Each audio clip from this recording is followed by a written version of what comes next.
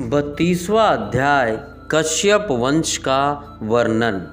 सूत जी बोले, अदिति, दिति, सुरसा, अरिष्ठा, ईला, दनु, सुरभि, विनीता, ताम्रा, क्रोधवशी, कुद्र आदि कश्यप ऋषि की पत्नियां थीं।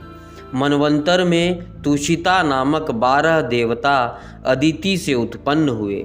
इनकी उत्पत्ति लोकहित के लिए ही हुई थी। दक्ष कन्या से ही विष्णु जी व इंद्रदेव की भी उत्पत्ति हुई। सोम की 27 पत्नियां थीं। उनके अरिनोष्ठमी नामक 16 पुत्र एवं एक कन्या हुई। कुशाग्र का देव प्रहरण नामक पुत्र हुआ। स्वधा तथा सती इनकी 2 पत्नियां थीं। स्वधा से पितर व सती से अंगिरा पैदा हुए। कश्यप जी को दिति से हिरण्यकश्यपु तथा हिरण्याक्ष पुत्र प्राप्त हुए। विप्रचिति द्वारा सिंघा कन्या हुई। हिरण्यकश्यपु को अनुराध और प्रहलाद, सवलाद एवं प्रहलाद नामक 4 पुत्र प्राप्त हुए। प्रहलाद भगवान के परम भक्त थे।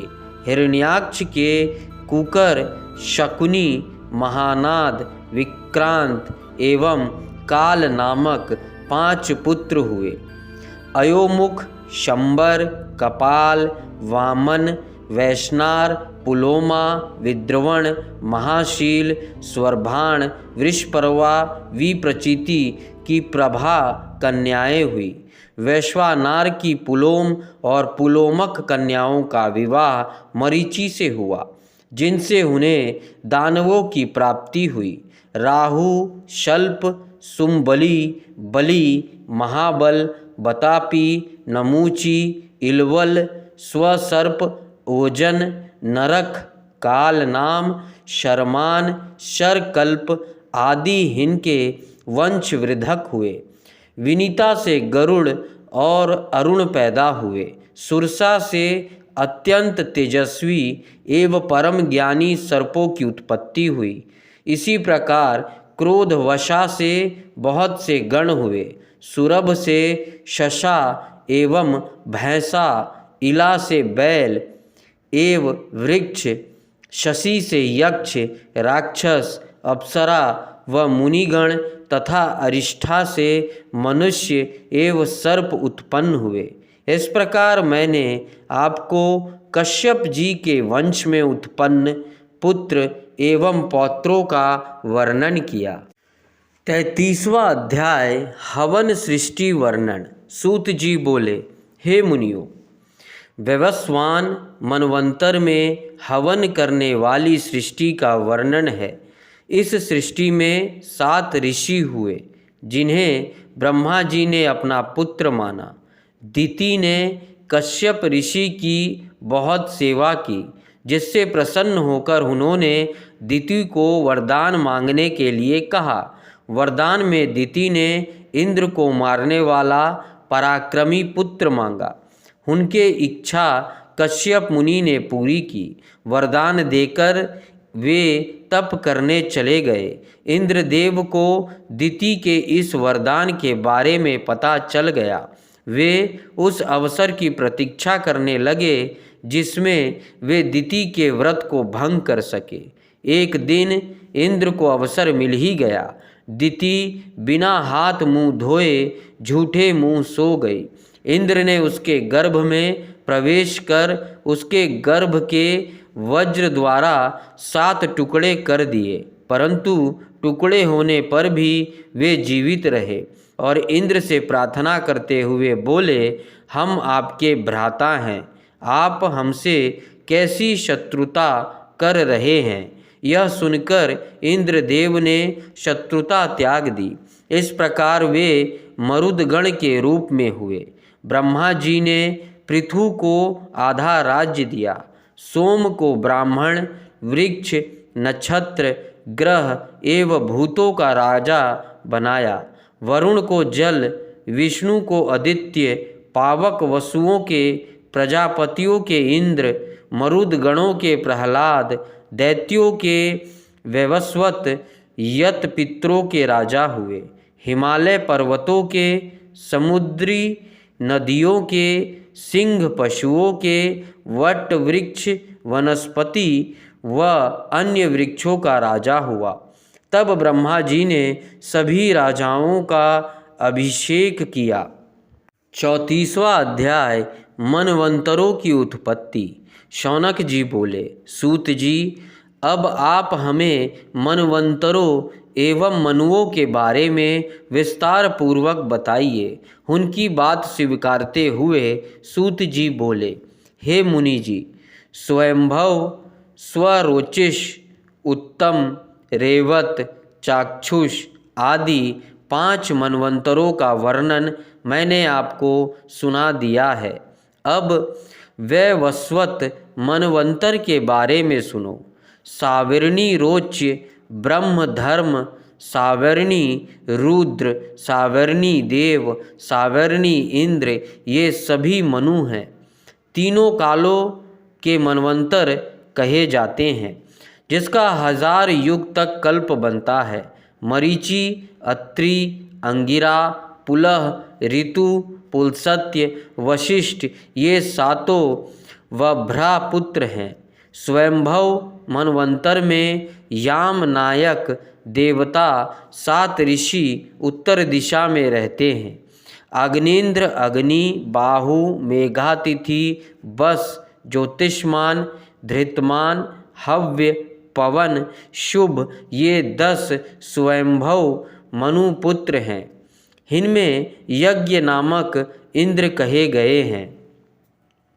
दूसरे मनवंतर में अर्जस्तमा, परस्तंभ, ऋषभ, वसुमान, ज्योतिष्मान, धुतिमान एवं 7वें रोचिष्मान 7 ऋषि हैं। स्वरोचिष मनवंतर में रोचन, इंद्र तथा तुषिता नामक देवता कहे हैं। हरि, सुकृति, ज्योति, अयोमूर्ति, अयस्मय, प्रतीथ, मनुष्य, नभ, सूर्य, महात्मा, स्वाराचिष के पुत्र हैं। तीसरे मनवंतर में वशिष्ठ के 7 पुत्र एवं हिरण्यगर्भ के ऊर्जा तेजस्वी पुत्र ऋषि कहलाए। चौथे मनवंतर में गार्गय, पृथु, गम्या, जन्य, धाता और कपिनक आदि 7 ऋषि हैं। त्रिशिख इंद्र हैं। धुतिपोत, सोत, पश्यतप, शूल, तापन, तपोरित, अकल्याश, धन्वी, खंगी, तामस, मनु 10 पुत्र हैं। 5वें मनवंतर में देवबाहु, जयमुनि, वेदशिरा, हिरण्यरामा, पर्जन्य, उधर्वबाहु एवं सत्वनेजादिक 7 ऋषि कहलाए। विभु नाम के इंद्र तथा रेवत मनु कहलाए। छठे मनवंतर में रुचि प्रजापति के पुत्र रोच्य मनु, राम, व्यास, अत्रेय, बहश्रुति, भारद्वाज, अश्वत्थामा, शरद्वान, कृपाचार्य, कोहिक, वंशी, गालव, रुक, कश्यप आदि ऋषि और देवता कहलाए। इसी प्रकार आने वाले मनवंतरों में विशांग, नीम्बा, सुमत, धुतिमान, वसु, सूट, सुरा, विष्णु, राजा, सुमति, सावर्णी, मनुपुत्र होंगे। 9वें मनवंतर में मेघातिथि, पौलस्त्य, वस्तु, कश्यप, ज्योतिष्मान, भार्गव, अंगिरा तथा सावन, वशिष्ठ आदि रोहित मनवंतर में होंगे और मनु दक्षसावर्णी होगा। इस प्रकार जब दूसरा मनवंतर आरंभ होगा तब हविष्यमान, प्रकृति, अधोमुक्ति, अव्यय, प्रयाति, भाभार, अनैना ऋषि होंगे। द्विषमंत नामक देवता होंगे। तृतीय मनवंतर में 11वां मनु होगा। उसमें हविष्यमान एव पुष्पमान, वशिष्ठ, अनय, चारु, निखर, तेजस, अग्नि ब्रह्मा जी के वधृत कहलाएंगे। धुति, सुताया, अंगिरा, पौलस्त्य, पुलह, भार्गव 7 ऋषि एवं ब्रह्मा के 5 मानस पुत्र देवता होंगे। इस मनवंतर में दिव्यस्पति इंद्र होंगे।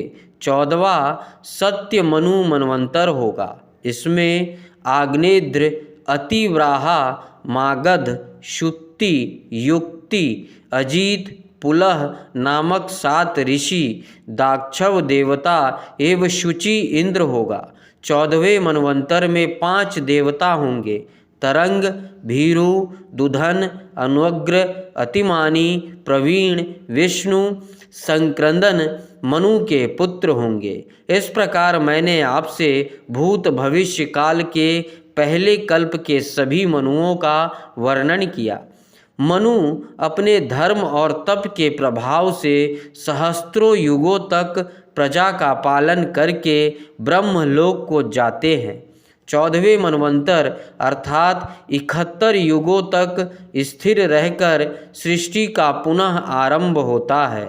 100,000 वर्ष पूर्ण होने पर एक कल्प माना जाता है। 35वां अध्याय वैवस्वत मनवंतर वर्णन। सूत जी बोले, कश्यप मुनि को दक्ष कन्या से विवस्वान सूर्य की प्राप्ति हुई। सूर्य की संज्ञा त्वष्ट्री, सुरेणुका नामक 3 पत्नियां हुई। संज्ञा और सूर्य की 3 संतानें हुई, श्राद्ध देव, मनु और प्रजापति यम। यम के साथ यमुना कन्या के रूप में पैदा हुई। उस समय संज्ञा सूर्य के तेज को सहन ना कर सकी। अपनी माया रूपी छाया प्रकट कर उसे अपनी संतानों का पालन पोषण करने की आज्ञा देकर संज्ञा अपने पिता के घर चली गई। उसके पिता ने उसे इस प्रकार आया देखकर धिक्कारा तो संज्ञा वहाँ से वापस आ गई। घोड़ी का वेश धारण करके वह कुरु देशों का भ्रमण करने लगी। इधर सूर्य ने संज्ञा की छाया को ही अपनी पत्नी माना।